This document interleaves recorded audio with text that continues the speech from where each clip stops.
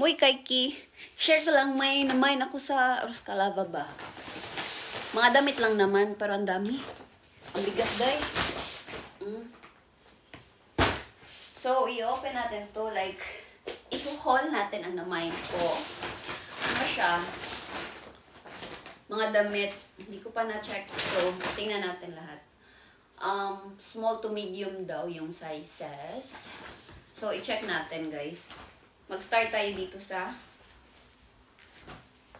Yung may-ari, parang ano kasi siya, chinek ko yung profile niya. And then, parang ano siya ba?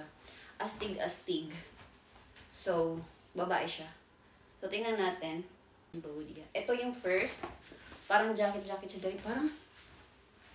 Parang ano lang yan dahil. Yung, ang amoy ba, parang kakasuot lang niya. Tapos, nilagay niya dito. May perfume pa.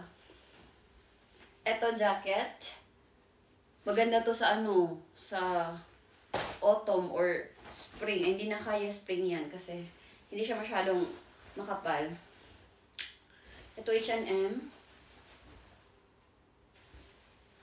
Maganda din to. May padding yung ano niya. Dito ba? May padding. Makapal. Wait.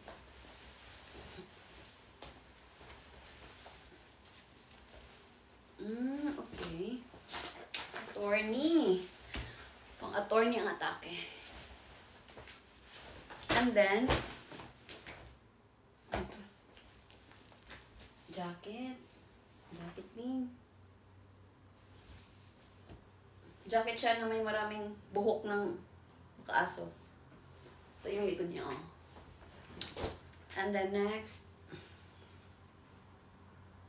H&M. Maganda to, pang ano, pang autumn. Dami pa ito, guys. Eto, H&M din. Daming H&M niya. Divided. Woplax. Divided. Ito maganda, oh, pang ano. Casual. And then, okay. Jacket na may hood. Kaya pala mabigat kasi makakapal yung mga jacket type ba. O ito, may t-shirt tayo. Rainbow ang brand. Ano ko? Brooklyn. Okay, Brooklyn. T-shirt lang pang duty. And then, Sweet Dreams. Pambahay to pwede. Kasi manipis lang siya. And then, uy, ang cute. House brand. Uy, sexy. Diba sinasabi ko kayo, diba yung mga kulay, more on white, yung mga neutral na kulay lang, kasi parang astig-astig siya dahil. Marami siyang tattoo. And then ito, hindi ko alam. Jacket. Uy, may ibang kulay pala din. Hala, dress pala to. May dress din siya. Ano ba yung kilik-kilik ko dyan? Hello, sexy nito, day. Parang ganun-ganun. Tapos ganun. Uy, pwede. Ang summer. First na may ibang kulay, and then, wala, parang same lang sila. Ilan yung style? Ay, hindi pala. Judgmental. Anong size nito? H&M pala to. Medium siya sa H&M. Na Europe. Yung isa, anong size? H&M din siya na medium. Okay, next. Ito yung mga hinahanap ko, guys. Mga hoodie na jacket ba? So, hindi na ako kailangan bumili. And then, more H&M to. Jacket din na hoodie. And then, malapit na maubos. Everest. Na jacket. Maganda to, oh. Pang lalaki ba? Ay, pwede pang babae din. Hindi siya Everest yung brand. Next. Ang dami niyang hoodie. Dami. Primark. Eto, hoodie din. Same. Jacket na hoodie. Kabok. And then, ito. Cute din. Pero ang cute lang. Nandito pa siya sa akin. White na sleeveless. Sleeveless, white na long sleeve. Cute lang to. And last na to guys. H&M na may butas.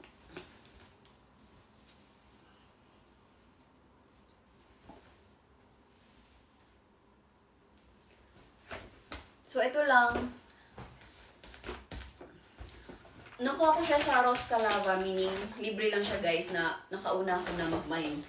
Tapos after nun, ang dami na nang nag-reserve. Buti na lang. 2:00 lang yung duty ko ngayon. So, kasi Sunday, di ba? So, 2 PM lang kami. So, kinuha ko na siya after.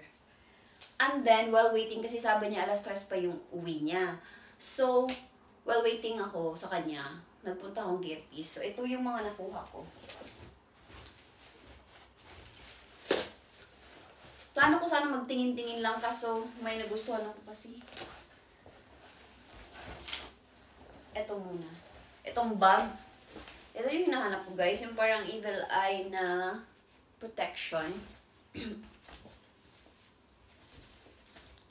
Makapal siya, maganda siya. Kasi yung ano niya is parang lang, velcro to. Walang zipper. So, ganito lang siya. So, ito is excuse me. Alam niyo ba magkano lang to? 30 cents. 30 cents lang to guys. So, kinuha ko na.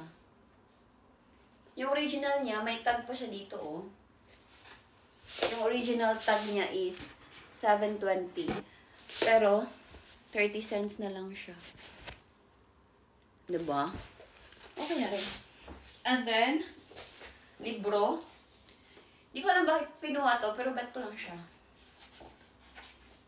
Libro siya yung finish. Same lang siya ng both ng yung sa bag. At ang mura din niya, 40 cents lang. So, kinuha ko na. Baka gusto ko magbasa-basa. So. And then, this one, yung notes. May nabili na ako nito isa. Pero ang cute ng design kasi neto. Tingnan niyo guys. Oh, girly-girly. Oh, 1 euro. So, mga 62 something sa atin. Sticky notes to siya guys. Lahat sticky notes. Ito, nagagamit to. Tapos, pag pinipil mo, nagsistick yan. Ito, ang ganda. May nabili na ako nito isa din. Ito. Ito yung first na nabili ko. And yan. May pa ako dyan, to-do list. Sa, ko sa klase ko. Yan.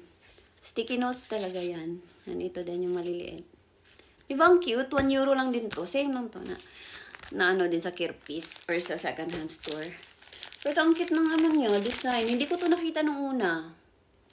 And then, the last one, guys, is nawala ng time. Wait lang. Ito yung nabili ko. iPad mini. Pero sinabi dito na A-Toy Me, meaning hindi na siya gumagana na working na. Pero binili, alam niyo ba bakit ko binili? Kasi ang mura lang, 10 euros lang siya, oh. So, nung kinonvert ko, mga nasa 600 plus lang siya. So, okay pa naman siya, guys, as you can see.